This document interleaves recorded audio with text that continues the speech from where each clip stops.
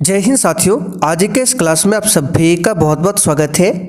तो साथियों, बिहार पुलिस सिपाही की नई भर्ती 2025 के लिए आज के सेशन में जीके और साइंस को मिलाकर टॉप 30 प्रश्नों को लेकर आए हैं। तो साथियों, आप सभी आज के टेस्ट को पूरा लगाइए और 30 प्रश्न में से आप कितने क्वेश्चन सही कर पाते हैं ये आप सभी को सेशन के लास्ट में कमेंट करके बताना है।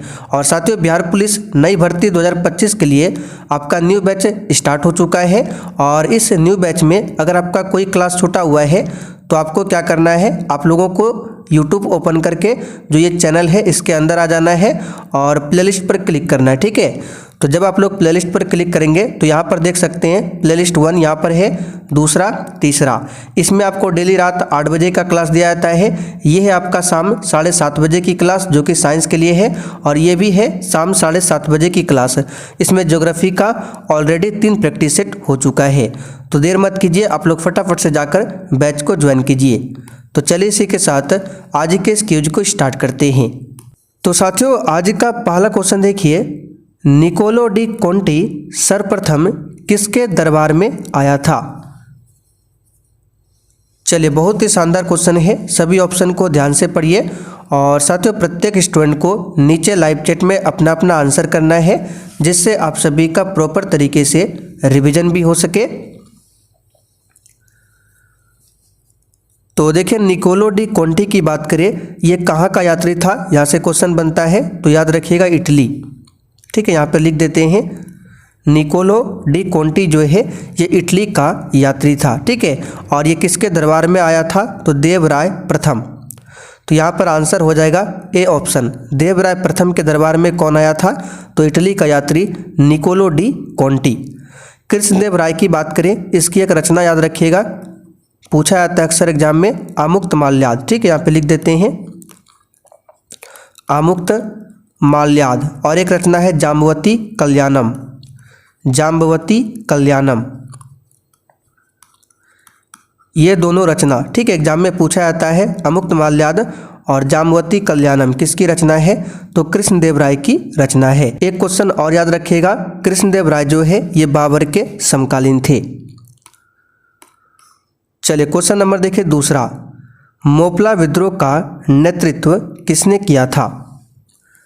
और देखिए, जो भी साथी चैनल पर पहली बार आए हैं आप लोग क्लास टाइमिंग को नोट कर लीजिए। यह है आपका बिहार पुलिस का क्लास का टाइमिंग। ठीक है, मिक्स प्रैक्टिस सेट आपको डेली रात 8 बजे मिल जाएगा और साइंस के लिए यानी कि सब्जेक्ट वाइज क्लास जो है 7:30 बजे। तो देखिए साथियों, मोपला विद्रोह की बात करें, ये हुआ था कब? तो डेट याद रखिएगा 1921 में हुआ था। कहाँ पर हुआ था? तो केरल के मालाबार तट पर हुआ था मोपला विद्रोह, और इसका नेतृत्व किया था अली मुस्लियार ने। यहाँ पर ए ऑप्शन आपका सही जवाब है। अब देखिए, केरल की बात करें तो यहाँ पर एक परियोजना है इडुक्की परियोजना, इसे याद रखिएगा। ठीक है, एग्जाम में पूछा जाता है, बिहार दरोगा के एग्जाम में आया था कि इडुक्की परियोजना कहाँ पर है? तो केरल में। किस नदी पर है? तो पेरियार नदी पर। क्वेश्चन देखिए तीसरा, निम्नलिखित में से अमृत क्रांति किससे संबंधित है? बहुत ही शानदार क्वेश्चन है, लगाइए इसका आंसर क्या होगा। और जितने भी क्वेश्चन आपके सही हो रहे हैं आप लोग साइड में कॉपी में लिखते चलिए। तो साथियों, अमृत क्रांति की बात करें, ये किससे संबंधित है? तो नदी जोड़ो परियोजना से। यहाँ पर बी ऑप्शन आपका सही जवाब है, नदी जोड़ो परियोजना। अब यहाँ से क्वेश्चन याद रखिएगा, अगर आपसे पूछे कि देश के बांधों को भारत का मंदिर, ये कथन किसका है? यानी कि किसने कहा था देश के बांधों को भारत का मंदिर? तो याद रखिएगा पंडित जवाहरलाल नेहरू। पंडित जवाहरलाल नेहरू ने ही कहा था कि देश के जितने भी बांध हैं वो भारत के मंदिर है।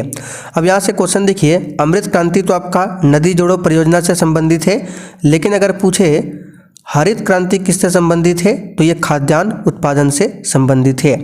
भूरी क्रांति पूछे किससे संबंधित है? तो उर्वरक उत्पादन से संबंधित है। जो क्वेश्चन इंपॉर्टेंट है वो आपको बता रहे हैं। और देखिए साथियों, आपको क्लास को कैसे ज्वाइन करना है, तो प्ले स्टोर पर आपको सबसे पहले ये वाला एप्लीकेशन को डाउनलोड कर लेना है।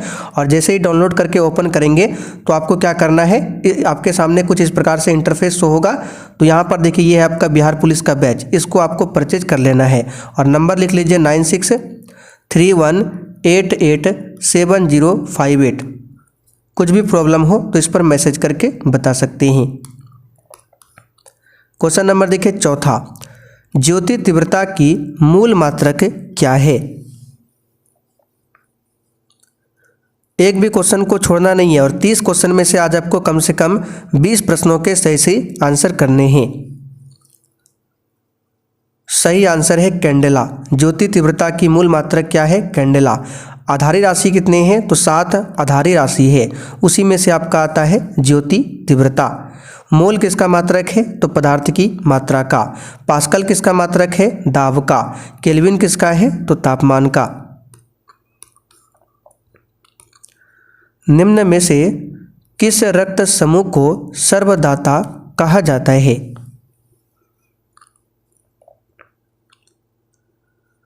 आंसर है ब्लड ग्रुप ओ को सर्वदाता कहा जाता है।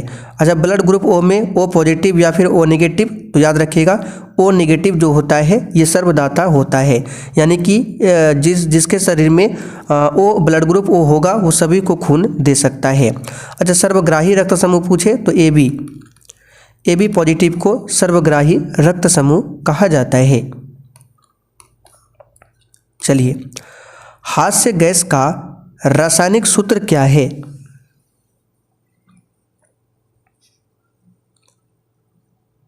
आंसर है N2O यानी कि नाइट्रस ऑक्साइड। ठीक है, नाइट्रस ऑक्साइड ये हास्य गैस का रासायनिक सूत्र है। द्वितीय पंचवर्षीय योजना किस मॉडल पर आधारित थी?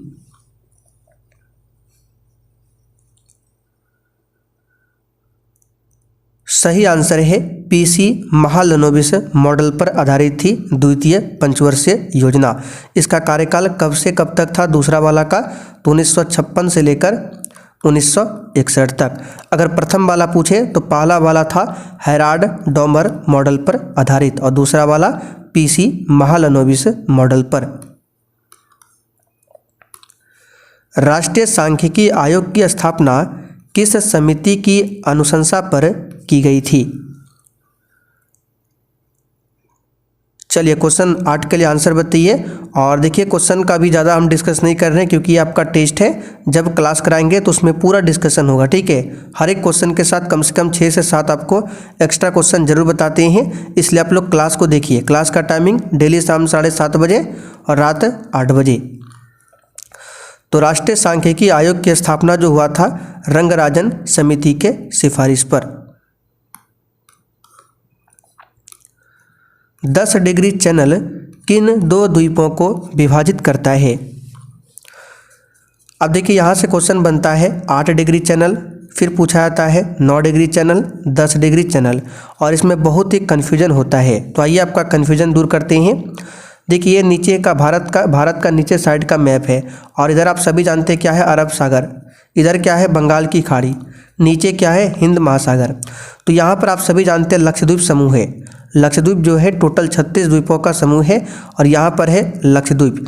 उसी के नीचे है जस्ट यहाँ पे मिनिकॉय और इसके बीच में चैनल है। इसके बीच में चैनल है 9 डिग्री चैनल। ठीक है, 9 डिग्री चैनल। इसके बीच में इसके देखिए, ये आपका हो गया मिनिकॉय। इसके नीचे यहाँ पे मालदीव है, छोटा सा देश, और इस दोनों के बीच में है 8 डिग्री चैनल। तो अगर आपसे पूछे 8 डिग्री चैनल तो ये आपका मालदीव, ये मिनिकॉय, यानी कि मालदीव और मिनिकॉय के बीच 8 डिग्री चैनल है और मिनिकॉय और लक्षद्वीप के बीच 9 डिग्री चैनल है। और इस साइड में आपका अंडमान निकोबार द्वीप समूह और दोनों के बीच में है 10 डिग्री चैनल। तो उम्मीद करते हैं आज के बाद ये क्वेश्चन आपका कभी भी गलत नहीं होगा। तो 10 डिग्री चैनल हो जाएगा अंडमान और निकोबार के बीच में। पौधे के किस भाग से हल्दी प्राप्त होती है? आंसर है तना भाग से। अच्छा, केसर पूछे किस भाग से प्राप्त होता है?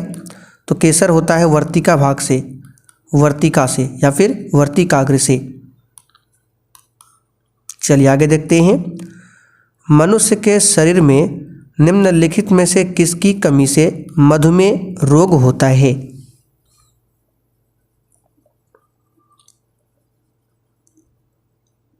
तो हम कई बार क्लास में बता चुके हैं इंसुलिन की कमी से मधुमेह रोग होता है।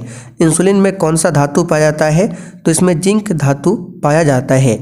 और मधुमेह की बात करें, इसी को इंग्लिश में बोला जाता है डायबिटीज। और विश्व मधुमेह दिवस 14 नवंबर को मनाया जाता है। अगला क्वेश्चन, निम्नलिखित में से कौन सी नोबल गैस वायु में नहीं पाई जाती है? देखिए, नोबल गैस को ही बोला जाता है अक्रिय गैस, अक्रिय गैस, और इंग्लिश में बोला जाता है इनर्ट गैस, इनर्ट गैस। ठीक है। और आवर्त सारणी जो है उसमें टोटल 18 वर्ग है, तो 18वां वर्ग जो है इसी में नोबल गैस को रखा गया है। नोबल गैस में आपका हीलियम आता है, नियॉन आता है, आर्गन आता है, क्रिप्टन आता है, रेडॉन आता है, जेनॉन आता है, ये सभी हीलियम गैस है। तो इस सभी हीलियम गैस में जो आपका रेडॉन है ये वायुमंडल में बिल्कुल भी नहीं है। अच्छा, वायुमंडल में पूछे कौन सी अक्रिय गैस सबसे अधिक है, तो आर्गन, ये 0.93% है। लेकिन वायुमंडल में सिर्फ गैस पूछे कौन सा है सबसे अधिक, तो नाइट्रोजन, ये 78% है। सिर्फ गैस में नाइट्रोजन सबसे अधिक है, लेकिन अक्रिय गैस में आर्गन सबसे अधिक है। बाल गंगाधर तिलक द्वारा संपादित मराठा समाचार पत्र किस भाषा में प्रकाशित किया जाता था?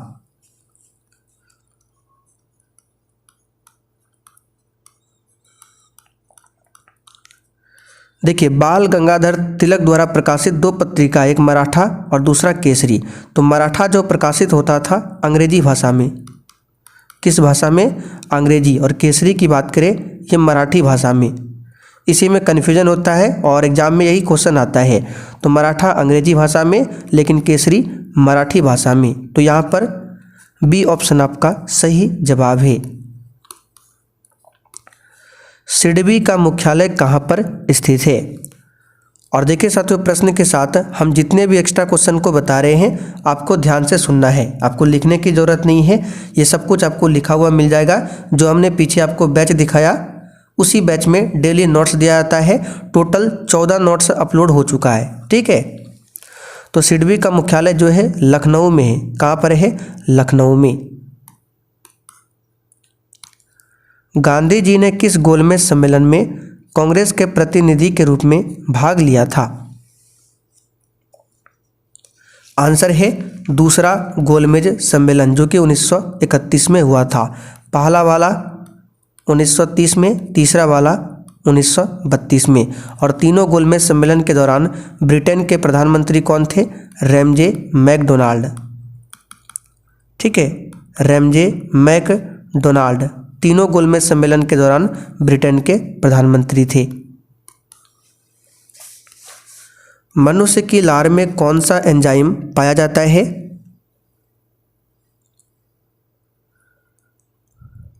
आंसर है एमाइलेज। ठीक है, एक और है टाइलिन। तो मनुष्य के लार में टाइलिन और एमाइलेज दोनों पाया जाता है, लेकिन ऑप्शन में सिर्फ एमाइलेज है। तो आंसर हो जाएगा डी ऑप्शन। ट्यूबलाइट में मुख्यतः कौन सी गैस भरी रहती है?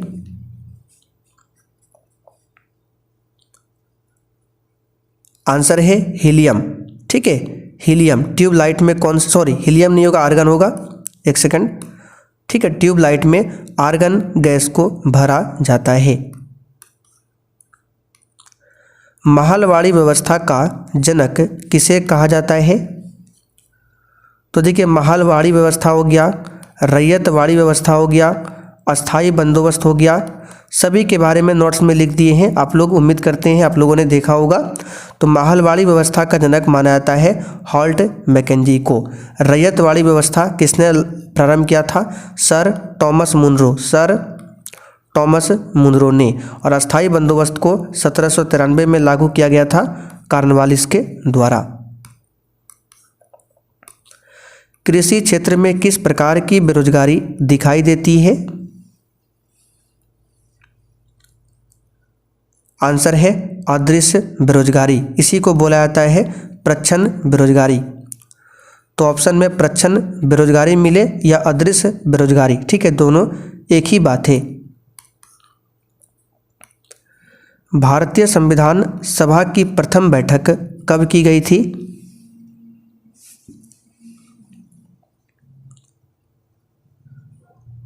आंसर है 9 दिसंबर 1946 को।